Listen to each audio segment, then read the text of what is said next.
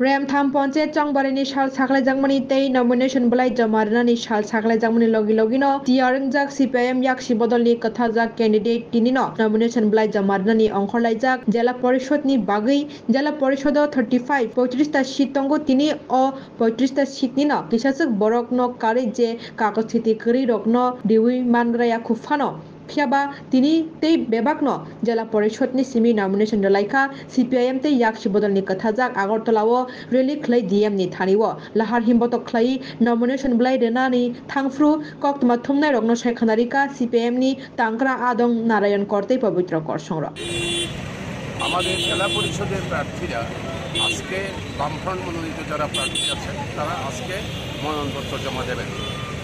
এই জমা দেওয়ার জন্যই আমরা এখানে সমাবেশ হয়েছি। বামফ্রন্টের নেতৃবৃন্দ বিভিন্ন পার্টির বামফ্রন্টের অন্তর্ভুক্ত সমাবেশ হয়েছে। এবারকার নির্বাচন আমাদের জন্য খুবই গুরুত্বপূর্ণ, গোটা দেশের মানুষের জন্য, গ্রামের মানুষের জন্য অবশ্যই।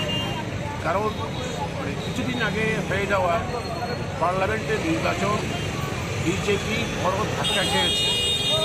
মোদি আপকি বার 400 পার স্লোগান মুখ ঘষে দিয়েছে ভারতবর্ষের নির্বাচক মণ্ডলী। আমরা সেই নির্বাচক মণ্ডলীর কাছে কৃতজ্ঞ। এবং তারা কারা? তারা হচ্ছে সেই গ্রামীণ মানুষ।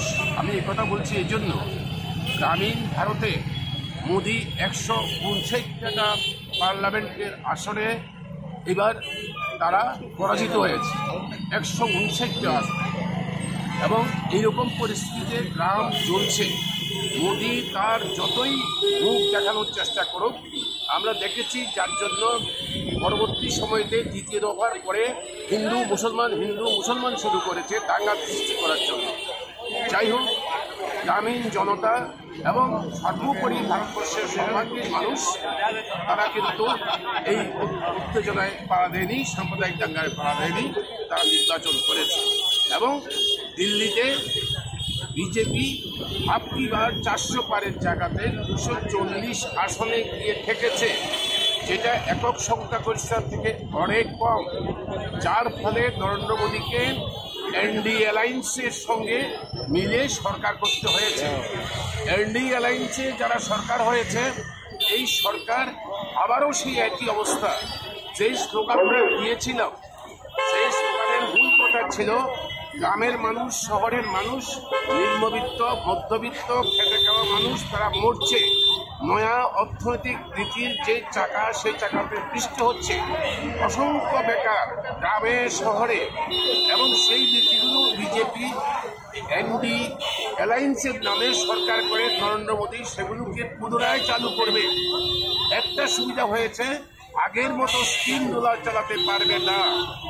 সংবিধান সংশোধন করে ভারতবর্ষের সাম্প্রদায়িক চরিত্রকে নষ্ট করতে পারবে না।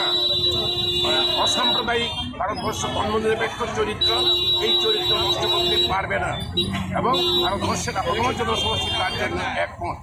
আমাদের রাজ্যে এই নির্বাচনে পশ্চিম ত্রিপুরার মানুষের কাছে, ত্রিপুরা রাজ্যের গ্রামীণ মানুষের কাছে আমাদের আবেদন, এখানে ডাবল ইঞ্জিনের সরকার চলছে।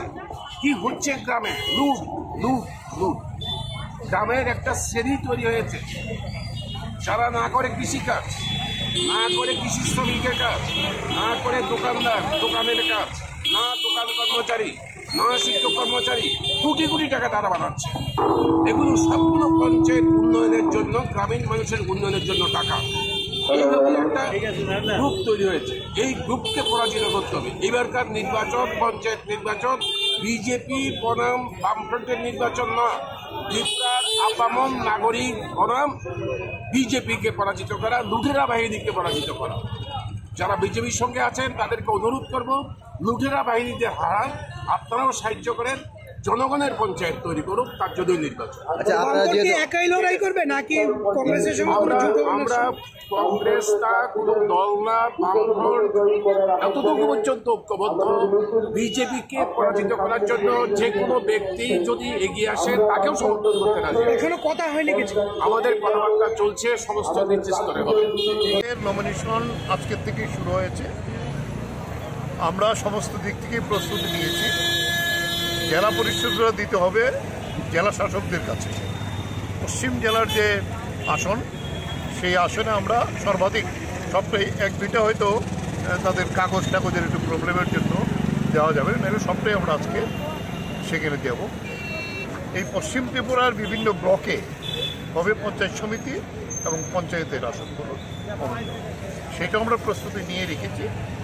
আমরা 2-4 দিনের মধ্যেই সবগুলি দেওয়ার ব্যবস্থা করব। আজকে কত আমাদের প্রস্তুতি সম্পূর্ণ।